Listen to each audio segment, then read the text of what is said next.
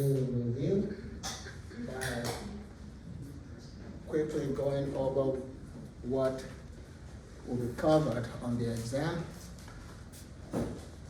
So the section was started with the completion of the uses of cephalosporins. So that completion will not be on this exam because it was part of exam 1. So we'll start from the cell membrane. The completion finished the cell wall, and then we went on to the cell membrane. So we're talking about polymyxin B, polymyxin E, and granulocytin, alpha-tyrosine B, and nystatin, and so on. So we discussed the agents that would affect the cell membrane, and then we moved into the cytoplasm where we discussed the PSIs, the protein synthesis inhibitors. We classified those based on the spectrum, that is the agents that they mostly affect. Those that would affect gram negatives, gram positives mainly, and then both positive and negative. And we also classified those based on the mechanism of action. Do they interfere with 30S or 50S ribosomal subunits? And we started with the ones that affect 30S ribosomal subunit. We said that's TA, tetracyclines, and your aminoglycosides, or AT. And then the 50S, the ones that would affect 50S ribosomal subunits. And those would include your macrolides, that's the erythromycin group. It would include telithromycin, which is KITEC, okay, and would also include your lincomycins, lincozin and clindamycin. And then it would include your Zyvox, that is oxazolidinons, and it would include your streptogramins, which would be your Sinacid. Okay. And then of course you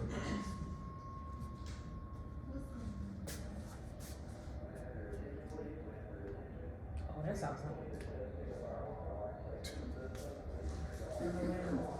I was so scared. I thought it was about to be. She thought it was about to be a shootout.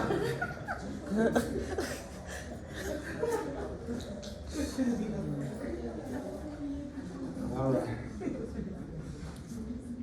So then we went on to Bactroban, the agent that you can use topically for impetigo, and another agent you can use for impetigo topically will be Altabax, and that's how we got into the fluoromutilins. Okay. And then we left the cytoplasm and went into the nucleus. The fluoroquinolones, they would affect what's happening in the nucleus, so DNA gyrase. And then we also discussed the sulfonamides because they would also work or affect the nucleus. Now, the original fluoroquinolones were mainly used for UTI, and that was our nexus to UTAs, that is urinary tract antiseptics, and that's why we just briefly mentioned your nitrofurantoin and your methenamine, and then we mentioned two agents that would help you to manage dysuria that is associated with UTI. We mentioned Urispaz And then we mentioned azo, that is peridium. Okay, so that was essentially what we did, and the AOC covers most of what will be on the exam. All right, questions so far? Okay. Now the floor is open for questions, and we'll entertain those before I start asking you questions.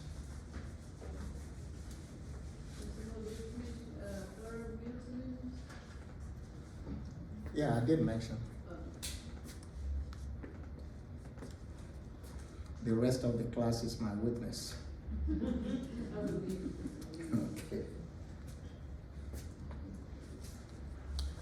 I just have a question regarding to the macro bid. Just in general, like when would be like appropriate to use like macro dancing? Because I usually see macro bid being commonly prescribed, but rarely see macro dancing. Where macrobid is appropriate, macrodrantin will also be appropriate. So it's just a physician's choice in terms of which one they use. Most people prefer the macrobid because you only take it twice a day, BID, but you can use either one of them.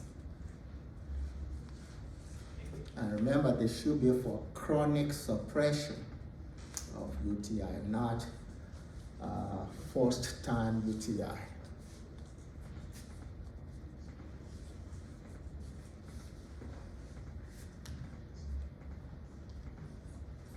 So when we're comparing and contrasting Zyvoc and Sinusit, is the only comparison is that they both just affect ephesium?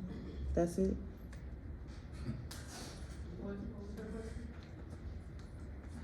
You'll get a question that will answer your question.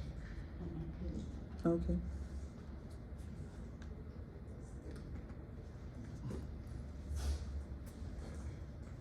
What was the difference between Socrates and Pluto?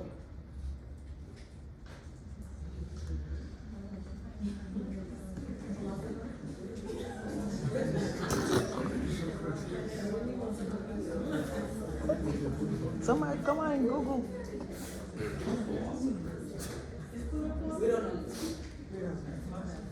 Okay.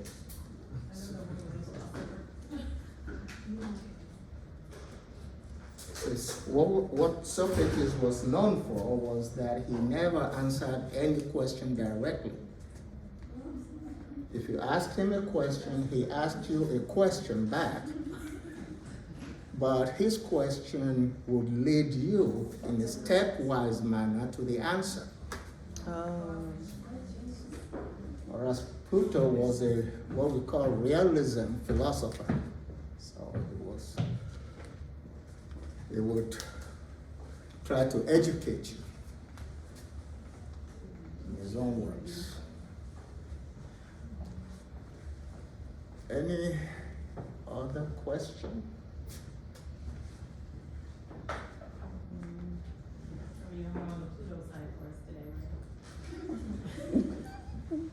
I didn't get that. You say you're more so on the Pluto side of the philosophy? Oh, I'm a cross between Pluto. No.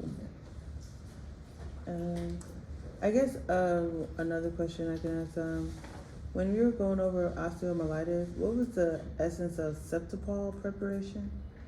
It's a formulation of gentamicin, and we'll talk about exactly how it is administered. So its route of administration is what makes it stand out as a gentamicin preparation. So did we use it for osteomyelitis or no? Yeah, Oh, for chronic osteomyelitis, especially when it is caused by a Staphylococcus epidermidis. that's why you mentioned it. Okay. I see it.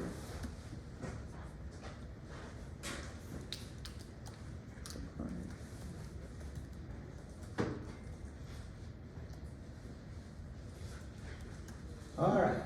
Okay. Does Zyvox cover MRSA? Yes. In terms of Zyvox, the monitor of blood pressure is just only when you take the eat with like the red meats, or is that just a common side effect that's not taken? It's because of its MAO inhibitory effect. So if you ingest it concurrently with a substance that has monoamine in it, then it would inhibit the enzyme that will normally metabolize that monoamine. And if you have a high level of monoamine, then your blood pressure will go up, it will skyrocket. So its MAO inhibitory properties is why you don't want to administer it concurrently with some monoamine containing substances. With regards to that same question, will it be the same thing when you talk about meat and fish? It's not just any meat. It's dried meat or fermented meat. It's fermented in there. Right. You know all these beef jerkies? Yeah. You should not eat that while you're on Zyvox because that will contain a lot of monoamine. And if it's a dried fish, you have to take Anything that you ferment, that's why we mentioned some beers, some wines, sauerkraut that you put on your hot Hot dog dog, yeah. or your Polish dog. How does hot dog differ from Polish dog? Kielbasa is more so.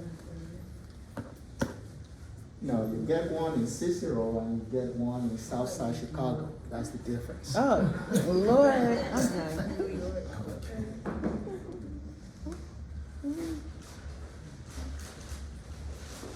All right. Any more? Okay. So, first question. Which of the following statements is true?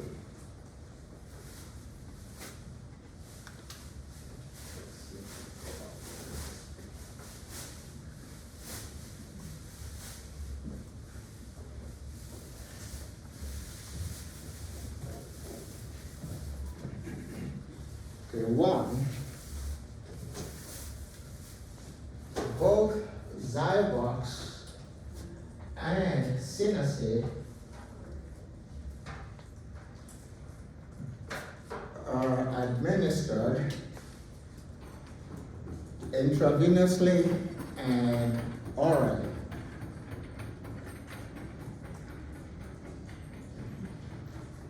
Two, Zyvox is clinically effective against MRSA-induced infections, while Sinacid is not.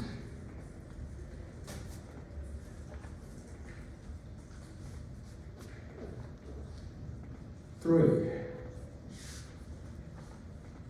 Zyvox is bactericidal against Streptococcus,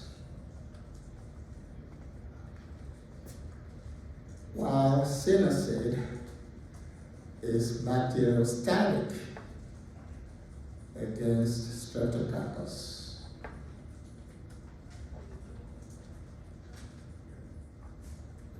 Four, both Zyvox and Sinacid are effective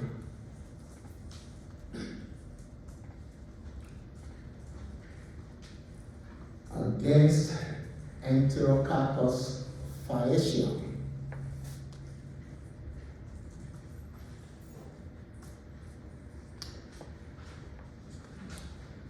And five, Sinusoid is bacteriostatic against MASA, that is MSSA.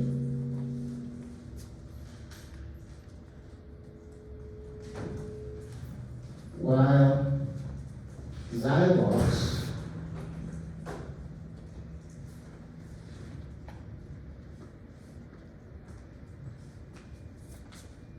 is bactericidal against MASA, MSSA. What was the last statement? Sinusoid is bactericidal against MSSA, while Zyvox is bacteriostatic against MSSA. How do you know? I don't think so. Do you know what Master means?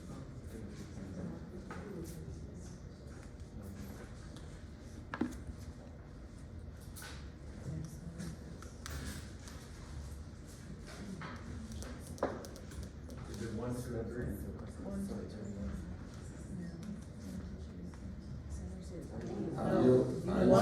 One is wrong. One is wrong.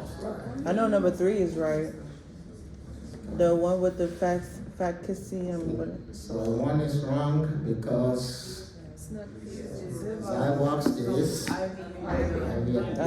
Sinusoid is just IV. The one with cesium. How do you say that?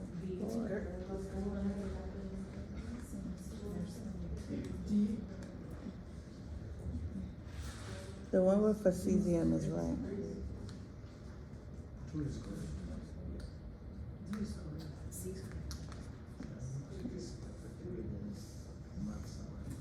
And then the one that says Cidal against strep and So against strep, Zyvox will be what? Cidal. Cidal, okay, and Sinusoid will be bacteriostatic, okay. Against MASA, MSSA, Zyvox will be bacteriostatic, Oh, Cidal. and Sinusoid will be bacteriocidal, Oh, from Massa or Mercer? MSSA.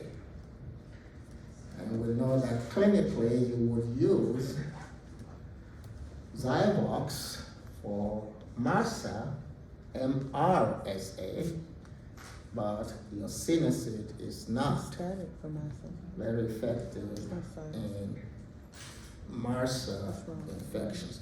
In vitro, Sinusoid can still work against MRSA, MRSA, but not in a clinical setting, and that's why I use that word specifically. In a clinical situation or setting, Zyvox will work very well against MRSA-induced infections, but Sinusoid will not.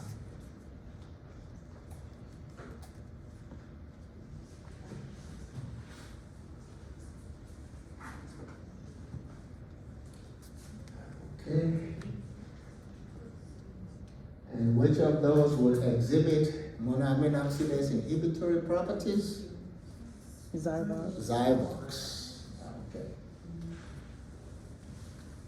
So we go to the next question. Which of the following statements is correct? 1. Furadacin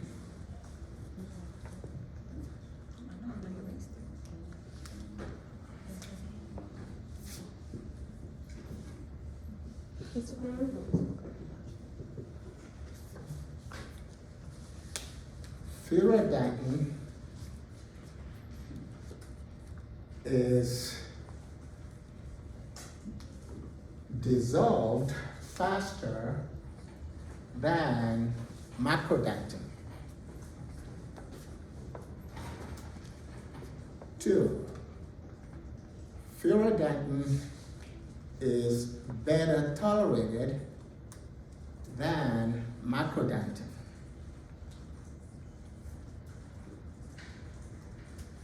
3, furodantin is absorbed faster than macrodantin.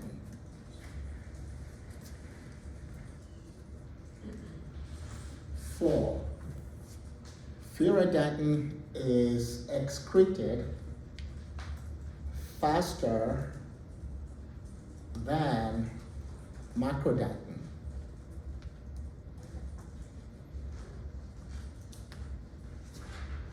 And 5, furodantin is a microcrystalline form of nitrofurantin, while macrodantin is a macrocrystalline form of nitrofurantoin.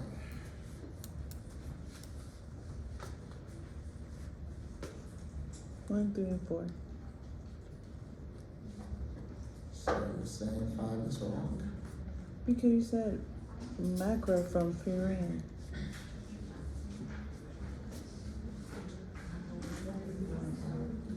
Choice 5 was that this is a micro Micro crystalline goes to who? furodantin. Oh, that's true. Okay. So E is correct. So the 1, answer 3, is 1, 3, 4. 1, 3, 4, 5. 2 is wrong because it said it was tolerable. okay. So the only one that's wrong is tolerability. Macrodantin is better tolerated than furodantin.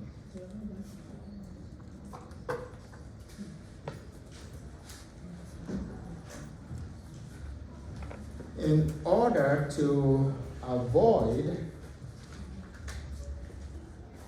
hemolytic anemia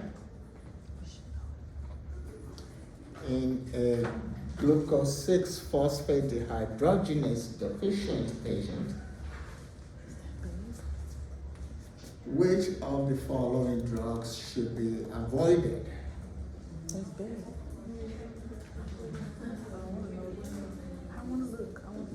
Babe. 1, You mind repeating the question, sir? okay.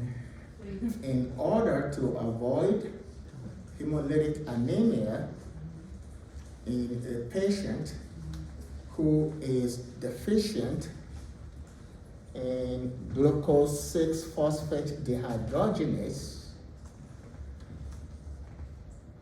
which of the following drugs should be avoided?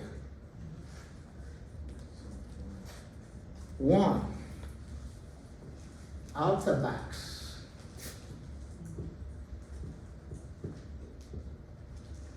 2, Macrobid.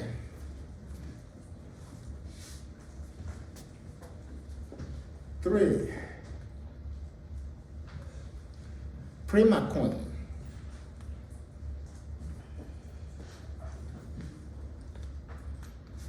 4, Bactrim. And 5, Bactroban.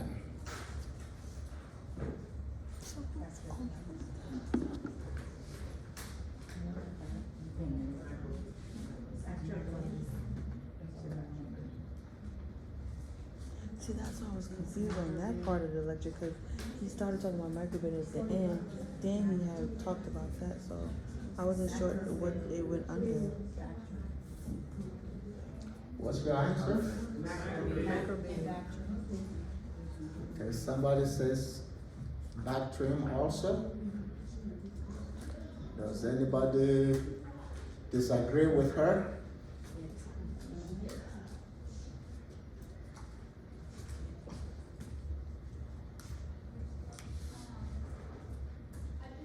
To be honest, I thought it was under nitrofurantoin because that's where you talked about it.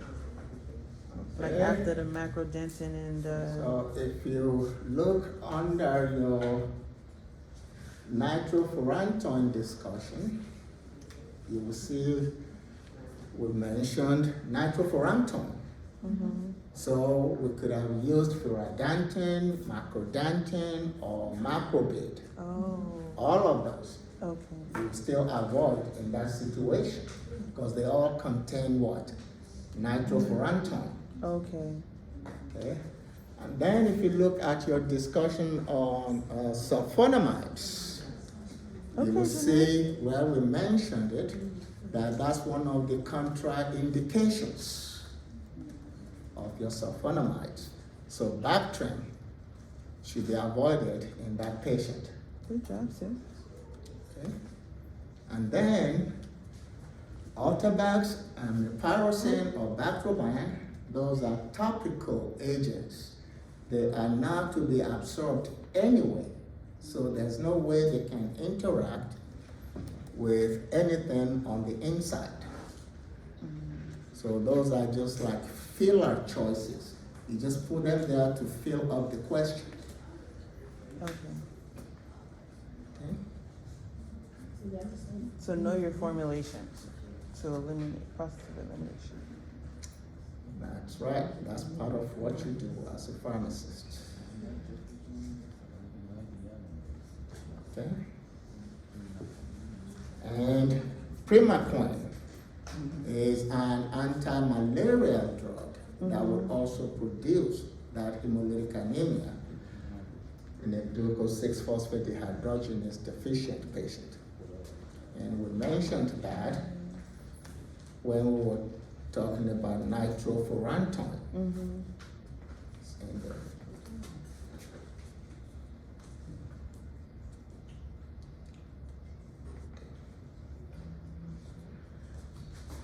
considering the indications, which of the following organisms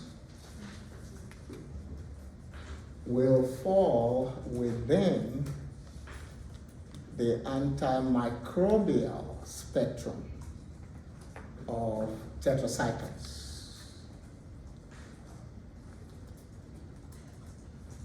1.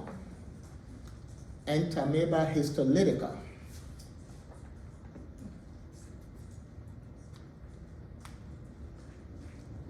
2.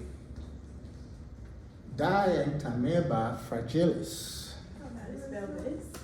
Look at the protozoans.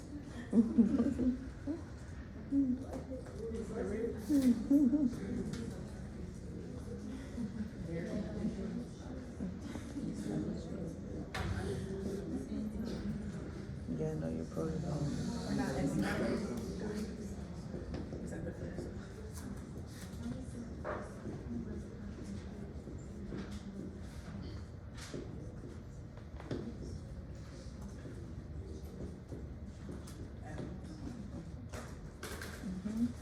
The protozoans infections. 3.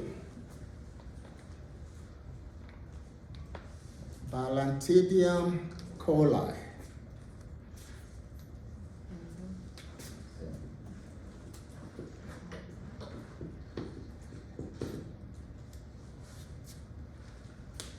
4. Arlequia schafiensis. That's how you say that one, the EH one?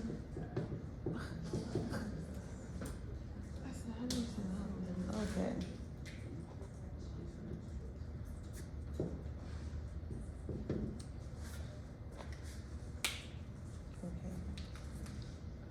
The one that is transmitted by your ticks, Yeah. bush tick, Mm-hmm. okay, Is it bush tick or Lone Star? Lone Star, yeah. It's the same thing? Same. Okay, let me put bush in there. And 5,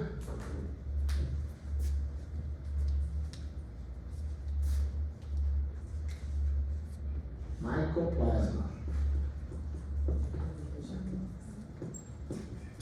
Pneumonia. Mycoplasma pneumoniae. So which of those will fall within the antimicrobial spectrum of your tetracyclines?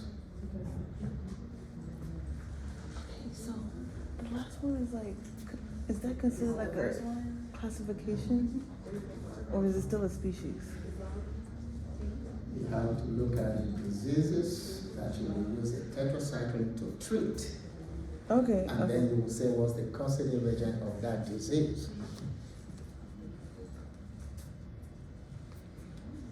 So when you say indications, you're talking about infectious conditions that you will use the tetracycline to treat. Yeah, so the last one is a condition, right? No, Mycoplasma pneumoniae is an organism. Oh, it's still an organism? Condition will be pneumonia. Oh, gosh, I'm still wondering. Okay. Pneumonia. Okay, so it's all of them then.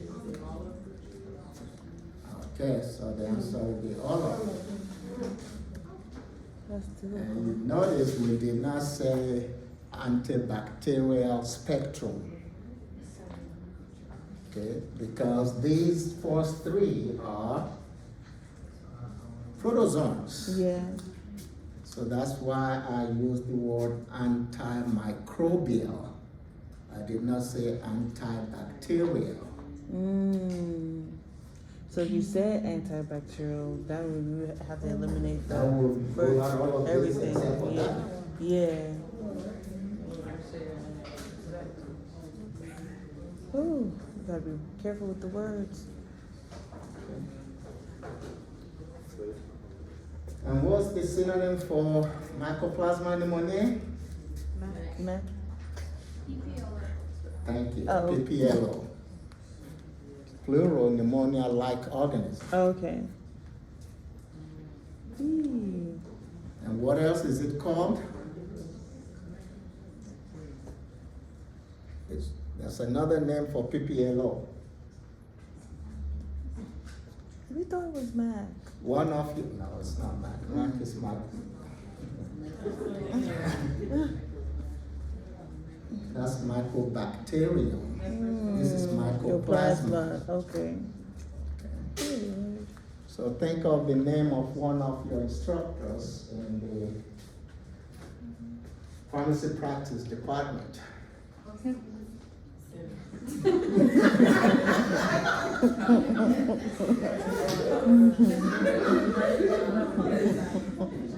What? Oh, so what that mean? Is that really another name for it? Yeah, Eaton's agent is PPLO, is Mycoplasma pneumoniae. Oh. We'll remember that one. Give us that one.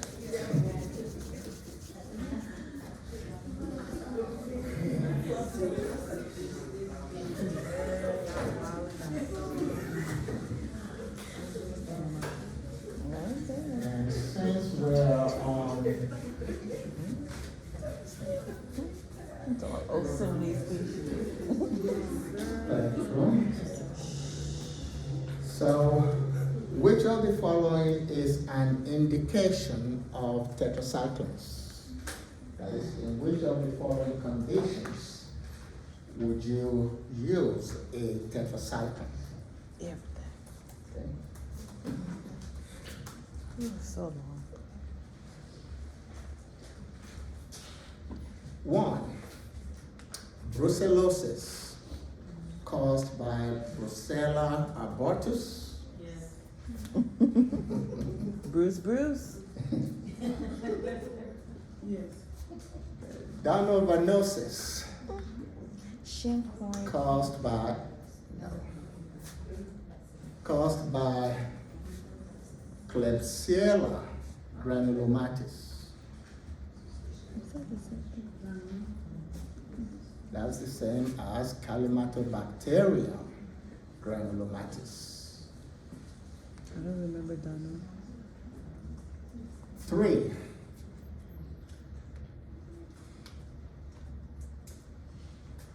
Tularemia, caused by Francisella tularensis. Mm-hmm. Tulu goes with Bruce.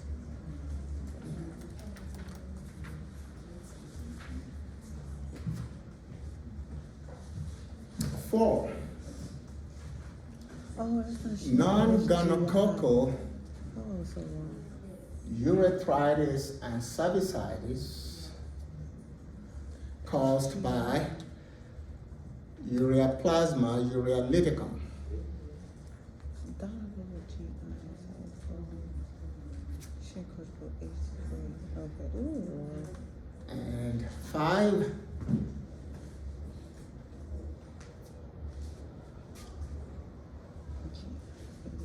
Rocky Mountain spotted fever, Mm-hmm. Rickettsia. caused by Rickettsia rickettsii. Mm-hmm. Yeah. I don't remember Donna. I don't remember Donna being. But Donna was where again? Donna's GI. Does tetracycline cover GI?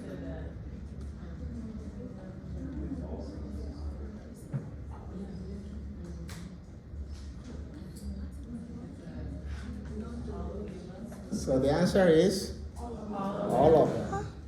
Okay, Which one? all of them. Okay, wait. Tetracycline covers GI? I did not have that. I did not have that.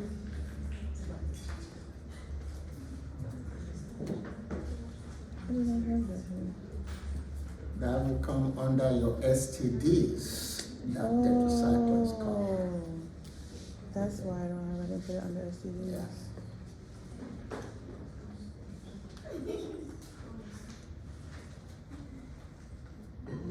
In which of the following infectious disease conditions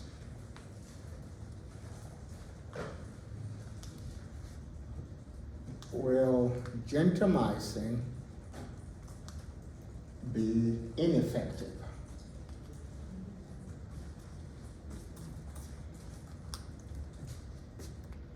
Another way of putting that stem is to say that gentamicin will be effective in all of the following, except, okay.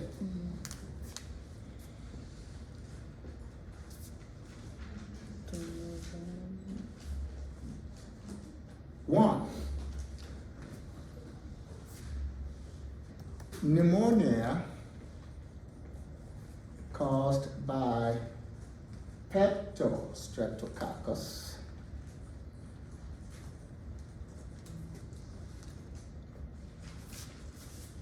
2. UTI caused by Escherichia coli.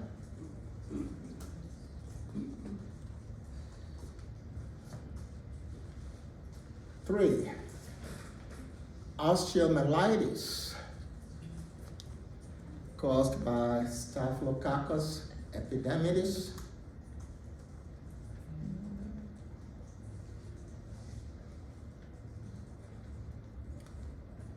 4.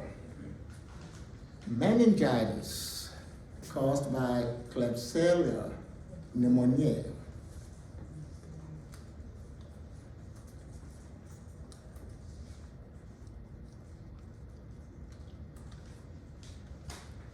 5.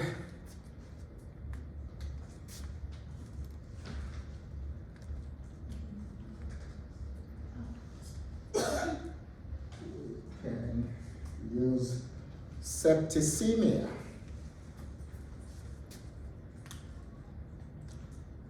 caused by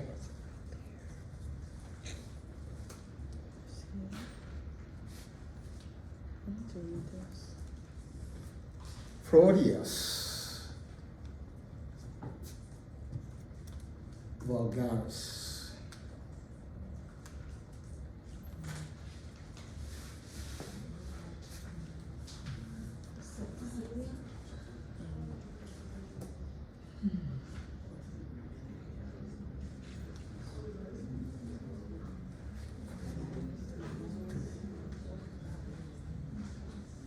You said which one's right or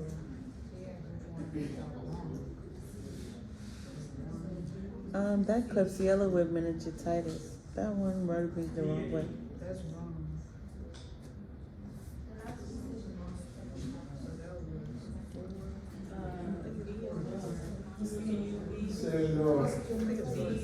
The meningitis with the Klebsiella. You're not using the stepwise approach that we implore you to use. Okay, good. Number one, you have a disease condition. Okay. You have 5 of them, right? Number two, you classify those organisms in terms of aerobic, anaerobic, gram-positive, gram-negative. Number three, you say, do they fall in the spectrum of activity of that drug? And what was the first thing, the distinguishing thing you should remember about aminoglycosides? They are not effective against anaerobics. They are not effective against anaerobes.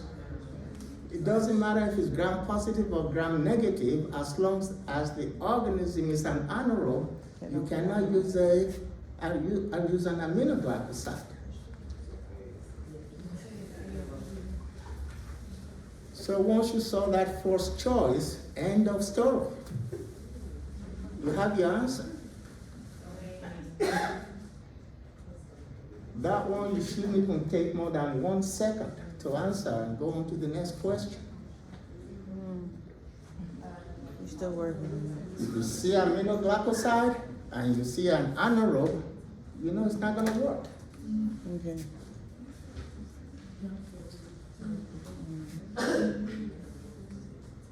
Okay?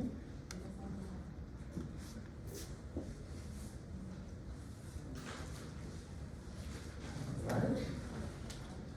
So what was this? You have only one anaerobe on that list, Streptococcus. Oh, yes. Okay. So the question was, in which of those conditions you wouldn't use an aminoglycoside, gentamicin? Oh, you wouldn't use. You would not use it against an anaerobe. Aminoglycosides are universally ineffective against anaerobes. And why? Because you require oxygen to uptake an aminoglycoside.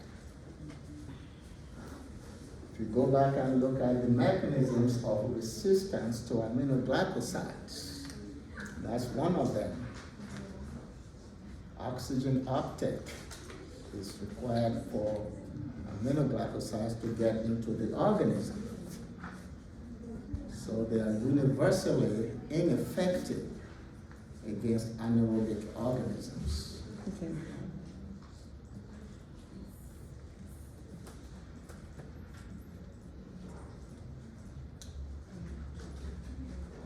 Okay?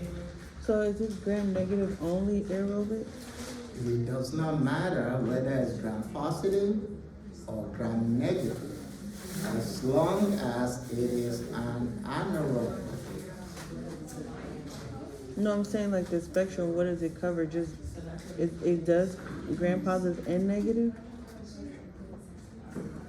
Aminoglycosides cover mostly gram negatives, but they can also work against staph and strep, especially when you administer the aminoglycoside concurrently with a beta-lactam, because you get that synergism.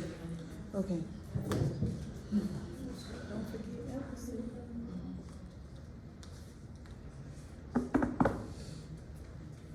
I have to read these notes thoroughly before I go to A. Streptomycin, The one with the meningitis caused by, did you say caused by K pneumonia, the Klebsiella pneumonia, or? which one? Meningitis, you said? Yeah, is that what you said earlier? Right. So But- so gentamicin is effective against that? Gentamicin, like any aminoglycoside, will be effective mainly against gram-negative Right. aerobic organisms. Klebsiella is a gram-negative aerobic bacillus. So gentamicin will be effective. Where it will not be effective will be against an anaerobe. It doesn't matter whether the anaerobe is gram-positive or gram-negative. As long as it can exist in a non-oxygen area, the aminoglycoside cannot do anything to it. I think Because the we're, organism needs oxygen in order to bring in your drug. I think where the confusion is when you said meningitis caused by Klebsiella. Yeah, it's a gram-negative organism. So I didn't know Klebsiella can do. Klebsiella, because it's the whole Oh, range of okay. infections. It's not just pneumonia. Okay.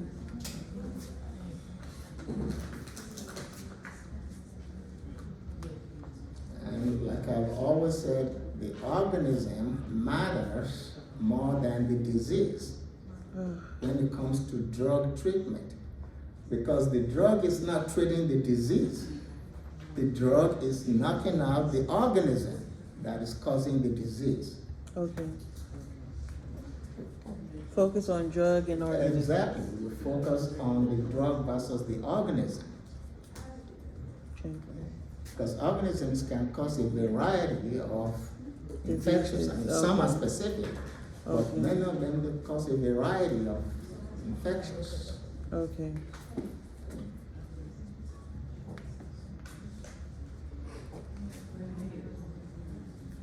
All right. Streptomycin. Oh, we can put it this way. Streptomycin can be used to treat all of the following conditions, except which one? One, brucellosis caused by Brucella melitensis.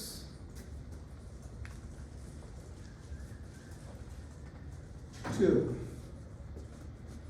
bubonic plague caused by Yersinia pestis.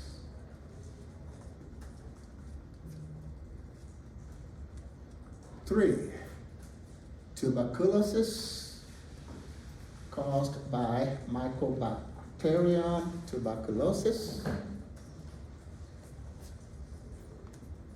Four, cellulitis caused by Fusobacterium melaninogenicus, like melanin, then G-E-N-I, genicus. Okay. And five, tularemia caused by Francisella tularensis. Everything except for. Okay, that's the answer. Again, your drug, streptomycin, is a what? An aminoglycoside. So you just look for an organism that is anaerobic.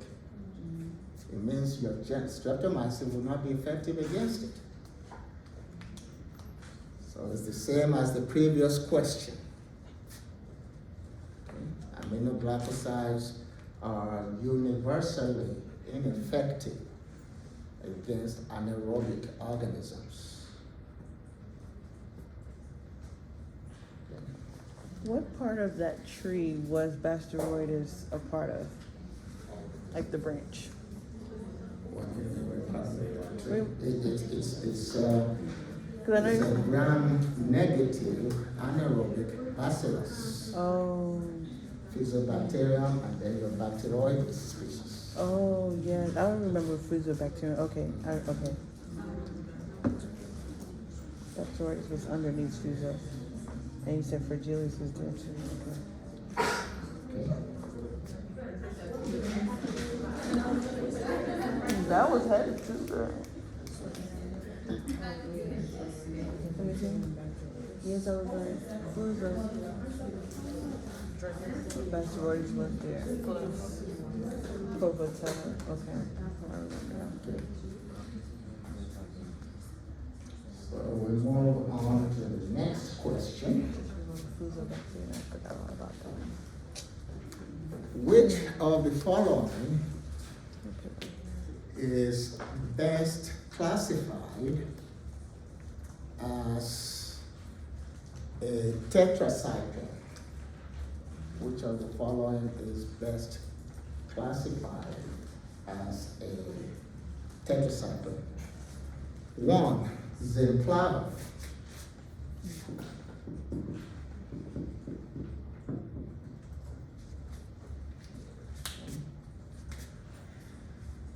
2, Xerava.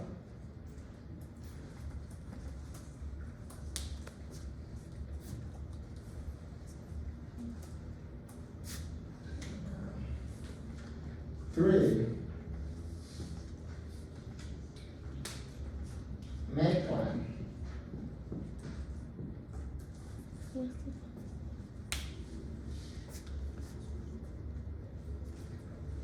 4, Deficit.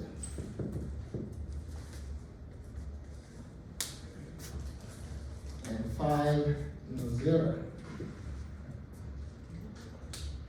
I don't see these. Right here. So which of those will be classified as a tetracycline? Xerava.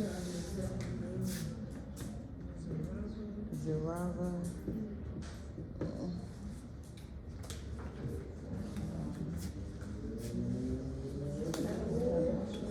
Oh, Zariah too. Nuzera.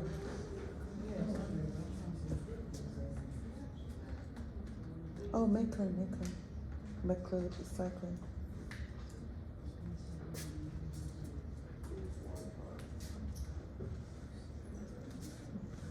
Three, 2, and 5. So you're saying 2, 3 and 5. 3, 5. Okay. And how would you classify Zinplava? It would be what? She said monoclonal. Is that a did we learn that one? Let me Google it.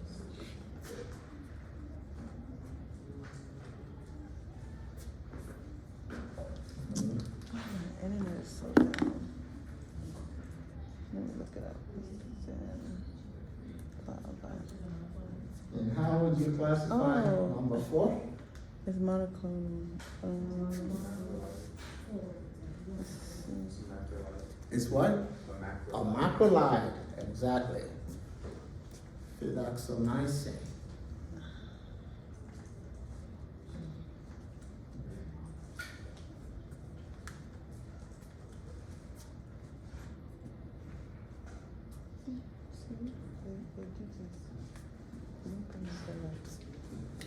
Okay. We didn't create monoclonal. I'm fine. Since we mentioned macrolide and we mentioned monoclonal antibody, we can derive a question from that. Which of the following is an aminoglycoside, is a monoclonal antibody that can be used for the management of CDAD. Which of the following is an aminoglycoside? It's a monoclonal antibody that you can use for the treatment of CDAD. Number one. One, deficit. Michael. That's we just Two, anthem.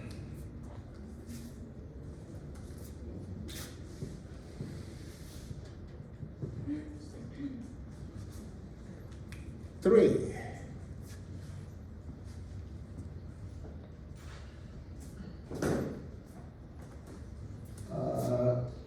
let's change this 10 of the question because it's something else we're trying to get to. Okay. Which of those is it's a monoclonal antibody that you can use to treat anthrax? That's where we're getting. So 1, deficit. 2, anthem. 3, anthrax. 4, New Zealand. That's And 5, Penji. Okay, I just have a question. Is this the one that we use Cipro? Huh? Is this the one that we use Cipro for medications? Cipro is one of the agents that can work. Okay. Yes. Alright. So which of those will be a monoclonal antibody? All the A's. Okay, anthem and Anthrax. Okay. I hope they don't have two other names or a So- fifth name. They have their own generic names. Is that what you mean? Yes. Okay. So you should know the generic name for anthem. You should know the generic name for anthrax. Okay. Okay. Now back to deficit. Which Number one. of the following is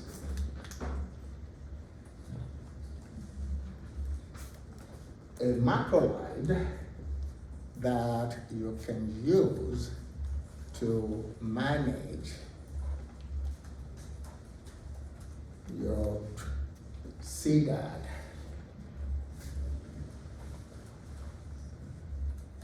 1, telithromycin.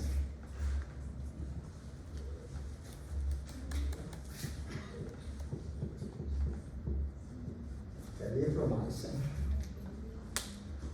2, daptomycin.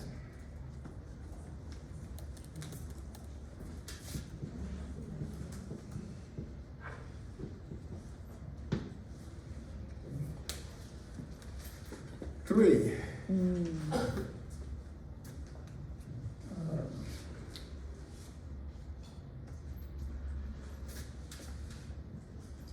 gentamicin.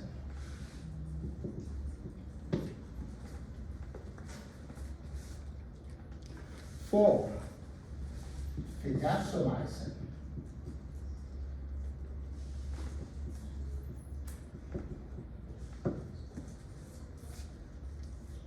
5, lincomycin. 4. Okay. 4. 4. Because that's right there. That's another one for that? Okay. And what's the brand name for telithromycin? K. Okay. I know it was with a K. Kitek. Yes. And what do you use Kitek for?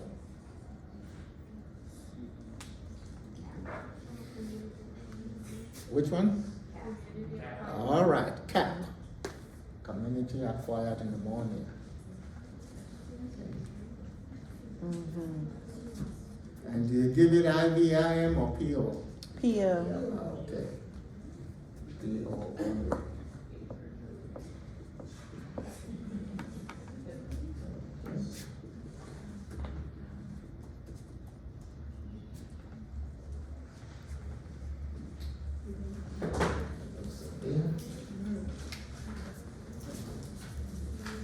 Oh, so that was-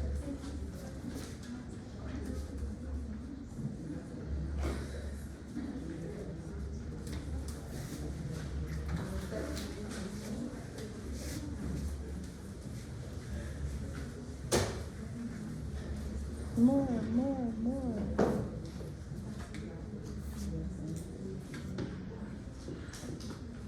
What's the brand name for Sizomycin?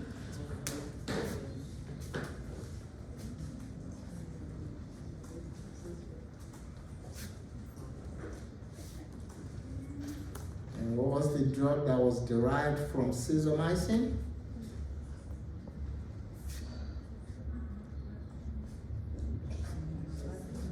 Plazomycin. You don't have that? No. Yes, you do. Plasma? I don't have plasma. Yes, you do. Look at your Who? list of aminoglycosides. Let me go there. That's the first thing. Where you have your abicacin, you have your Sizomycin, you have your plazomycin. The ones that were spelled with I, that is ICIN. Oh. Uh-huh. Okay. How did I miss And you said plazomycin was derived from Sizomycin. Oh, I got plazomycin. Yeah. Not plazo. Okay. Okay. And what's the brand name for plazomycin? Is which one? And what's the brand name for Sizomycin? Mm.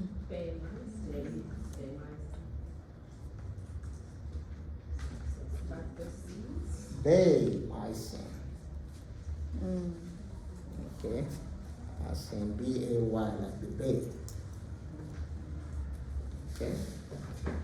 So Sizomycin is baymycin. And what's plazomycin?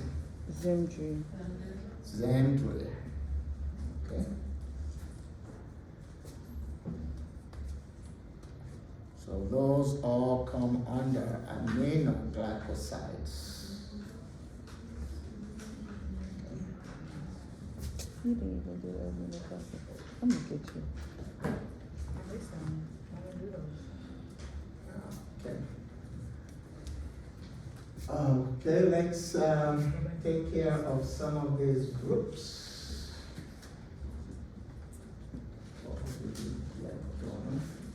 That's all the questions?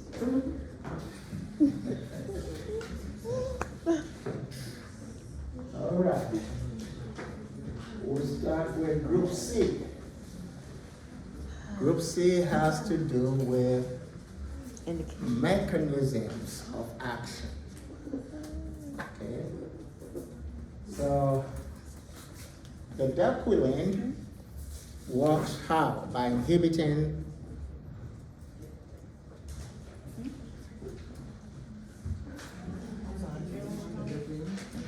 it inhibits what? All right, ATP what? Production in the microbiome. Synthesis. I said. Yeah. Getting me, Dr. Mo. So it's ATP synthase, not production? That's What not. does synthesis mean?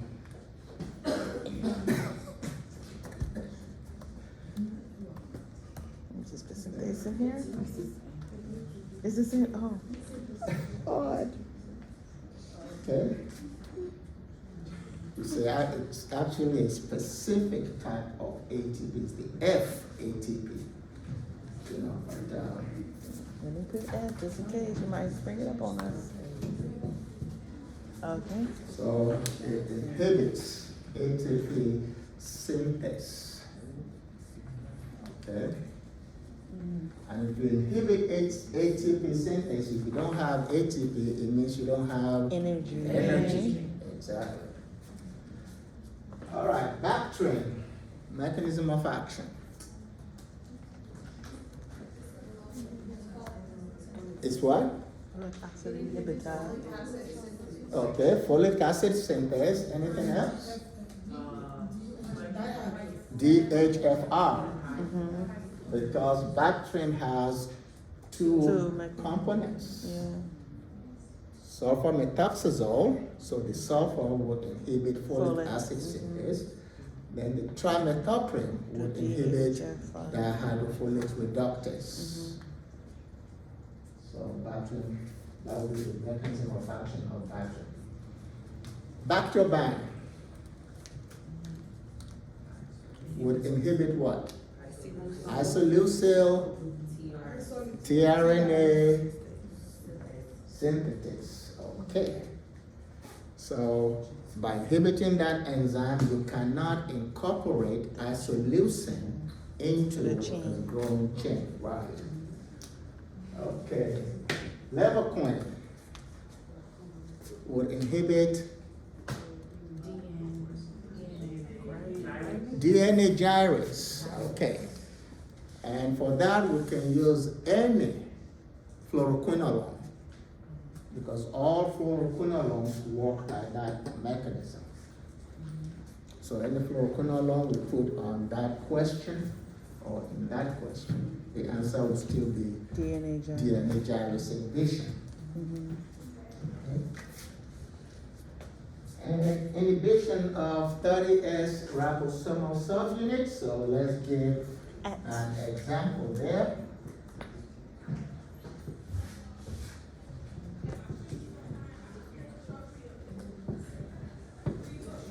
Methylmycin, Mm-hmm. which is the same as netromycin.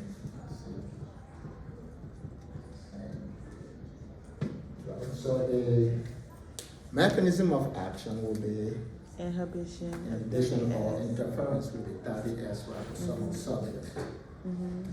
So all your aminoglycosides And all your all your tetras. tetracyclines. Okay.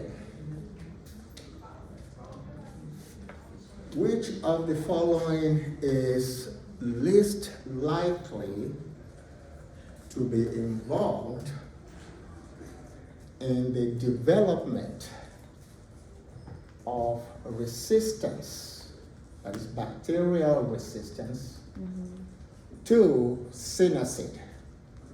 Which of the following is least likely to be involved in the development of bacterial resistance to synacid? 1.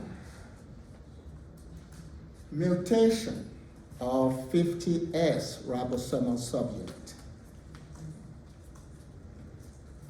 2. Active efflux of dalfopristin. 3. Acetyltransferase inactivation of dalfopristin. 4. Lactonase inactivation of quinupristin. And 5. Interference of quinupristin's binding to its target site by a methylase. So which of those is least likely to be a mechanism of resistance to Sinucid?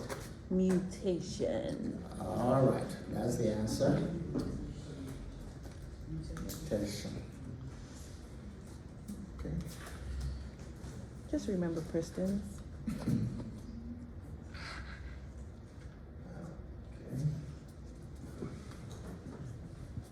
So we can roll off group C.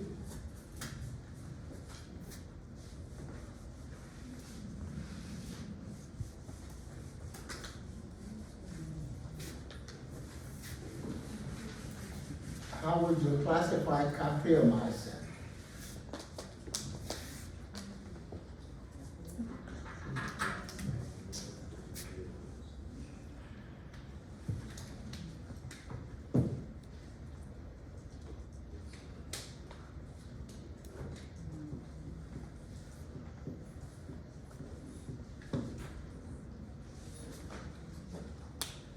Capryomycin is classified as Aminoglycoside. aminoglycoside. Mm-hmm. Okay, even though structurally Mm-hmm. It don't have it it. does not represent or Mhm. resemble the aminoglycosides. Okay.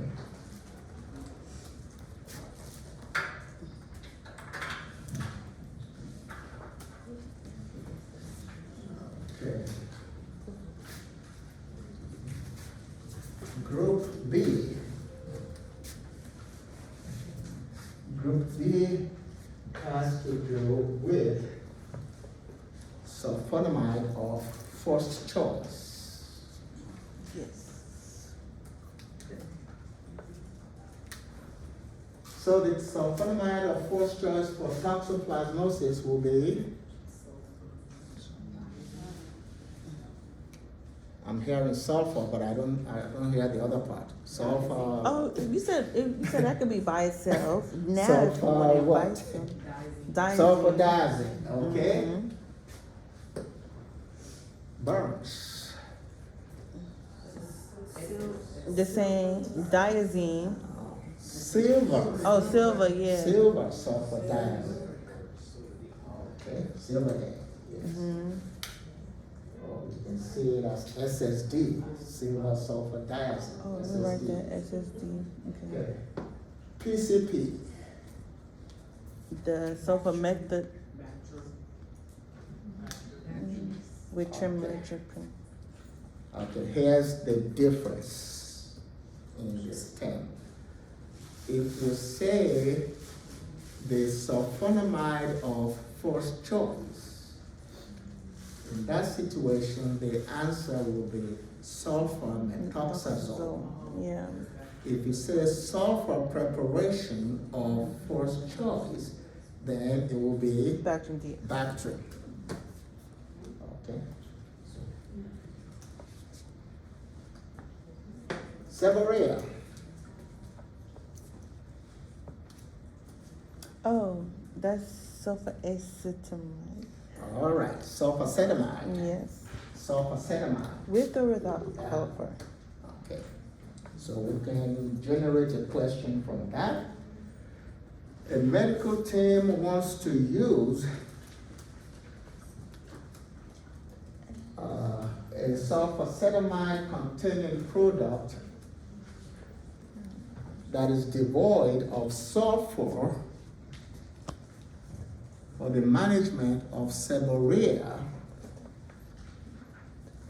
that Mr. Q has. Which of the following products should the pharmacist suggest? Does devoid mean don't put in? Is allergic?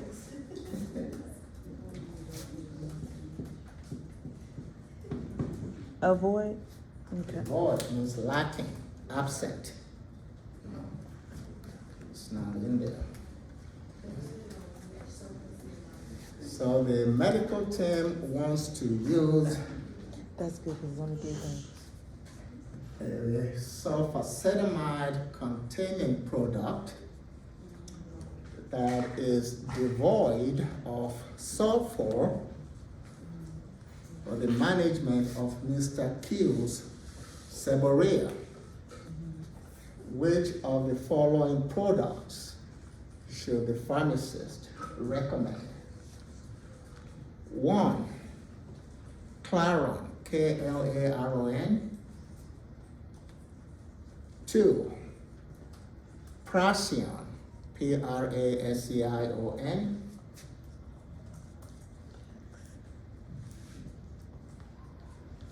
3. Avar, A-V-A-R. 4. Sulfacet R, S-U-L-F-A-C-E-T dash R, Sulfacet R.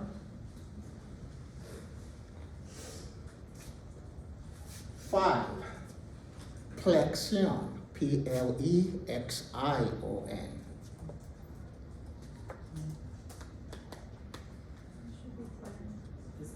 Just Karen. Okay. So it will be A, Claret. All right.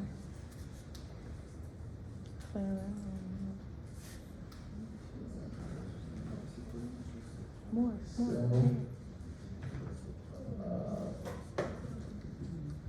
ulcerative colitis. No Sosa. Will be which one? Sulfasalazine. Sulfasalazine. Okay, so is it with enteric or not? I was confused at that part. If the patient has a problem with their GI, then you give them the EN. Oh, okay. Yeah. But regular, you just Yeah, sulfasalazine? their stomach is strong enough to take red beans and rice from Papa.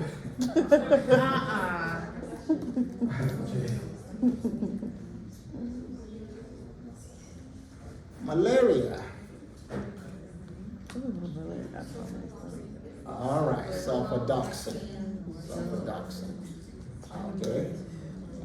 Or And then sulfaline. the other choice for malaria will be Sulfaline. sulfaline. So both of them Ultra long ultra long acting. acting, exactly. So, causative agent of toxoplasmosis. T. Goody. Toxoplasma gondii. Oh, that's how you say it? Oh, Lord. Dr. Mo, please forgive me for my words. I be reading. I said good. It's how I retain stuff, but though. I need to learn the real pronunciation. We need a class on that, Dr. Mo, for real. We need a class. We need a class. I need to try. We do. In pronunciation class. Let's go to clindamycin. Clindamycin. Which of the following statements about clindamycin is correct?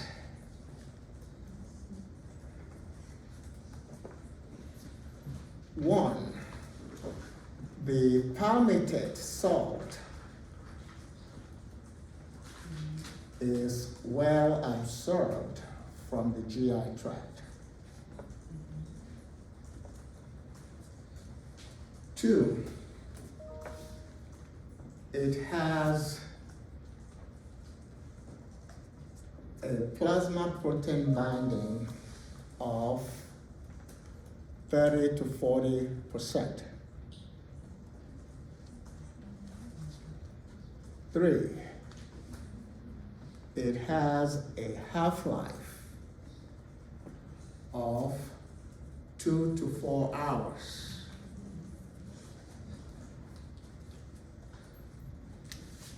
4, it is available when combined with benzoyl peroxide as odnectin next. DUAC, DUAC. Benzaclin and Akanya. Was that 4 or 5? I was lost after you said Kanye and all that. Okay, 5. We need to know combinations too. No? It is available as a vaginal ovule and vaginal cream. Mm-hmm. All right. Mm-hmm.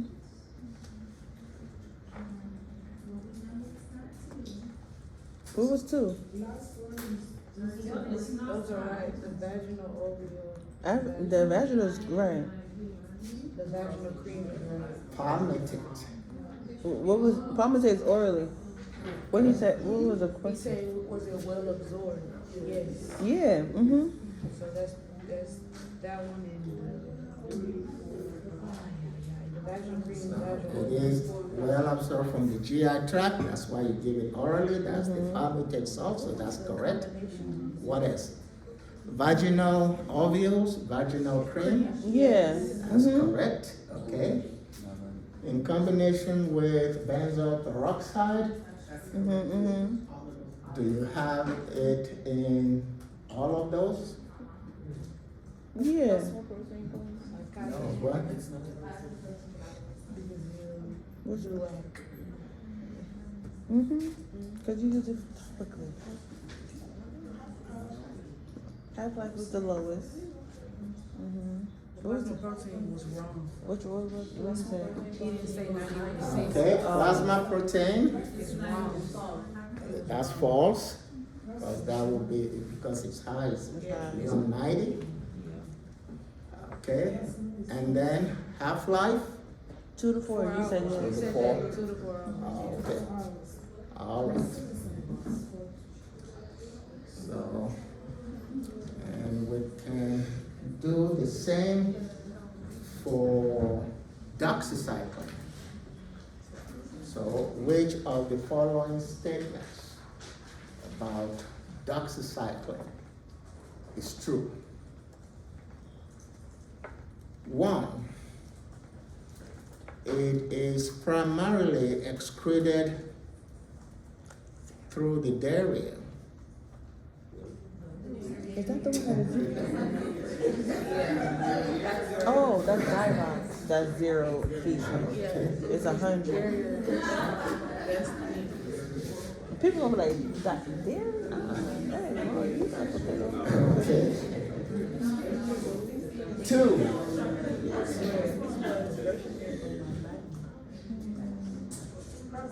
2, its hyclate salt is present in We gotta know the highest. monodox, I didn't put the highest. vibramycin capsules, and acticlate. Yeah, let me go. 3, Okay. That's right. its monohydrate form is present in vibramycin suspension, Just put it on. Oracea, and Periostat. I'm just gonna put it on. 4, it has a long half-life, 15 to 25, It's long, more than a day. and 5, it is highly plasma protein bound. You need to say, you need 90.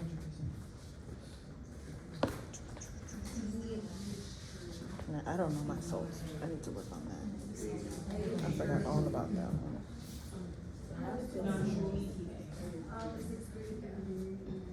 100. It's longer.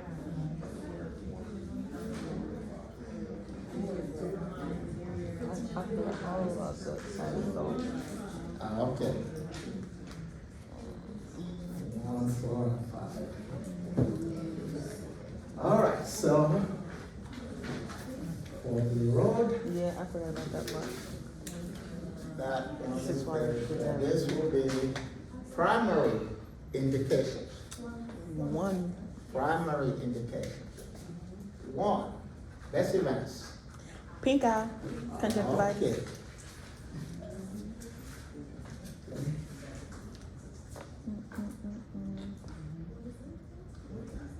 Betsy got pink eye. Pink eye. That's what you would say on Truxillo Street.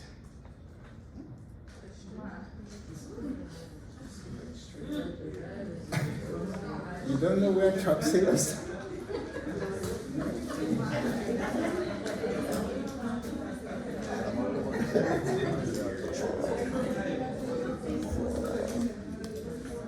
Is that a Nobody would believe that you went to TSU and you didn't know Truxillo Street. I was thinking you was referring to something like in Vegas or Okay. something. You might get the pink eye.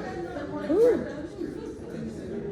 Just go behind CUNY Homes, you'll see Truxillo. Oh, that's what we're going to Okay, Y'all go investigate. Have you heard him? so what should we say on the campus of TSU Pharmacy School?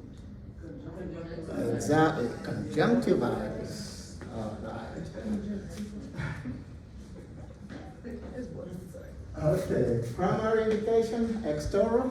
Impetigo. Impetigo. External. I got impetigo. External is what?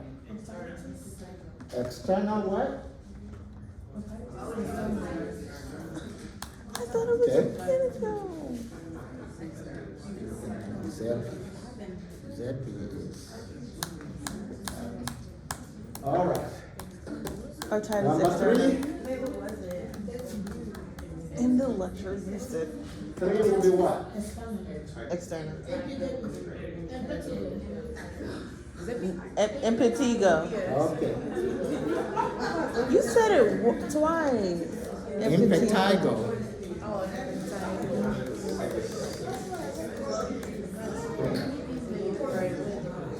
So that will be impetigo. And which of those can you use to treat plague? Avalox, okay.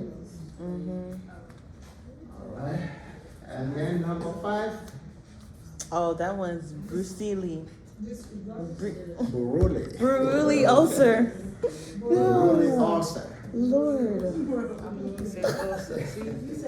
Keep trying to tell me names. I'm ulcer. Y'all can have a name. All right. These names don't get me, dog. So to finish it up, let's match.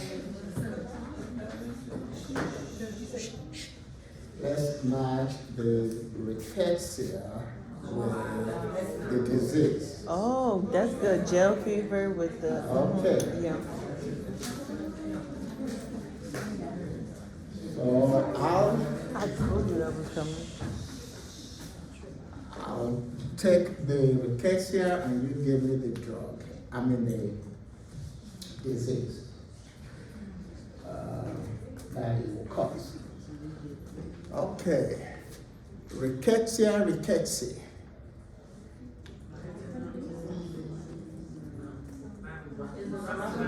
Rocky Mountain spotted fever or South America. okay. So the spotted fevers. Let's put it that way. Spots. Rickettsia acari. The pox. Okay, rickettsia pox.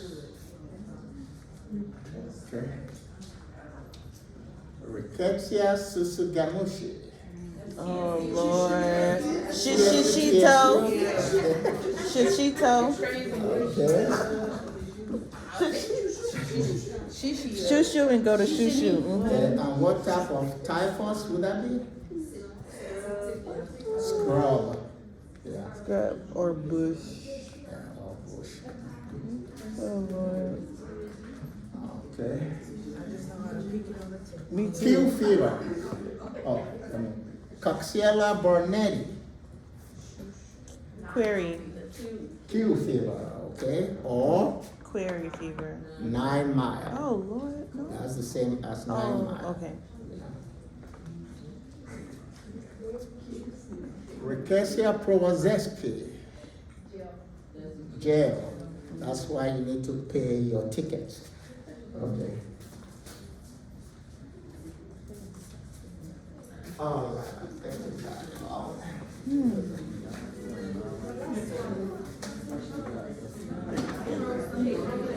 No more vacation.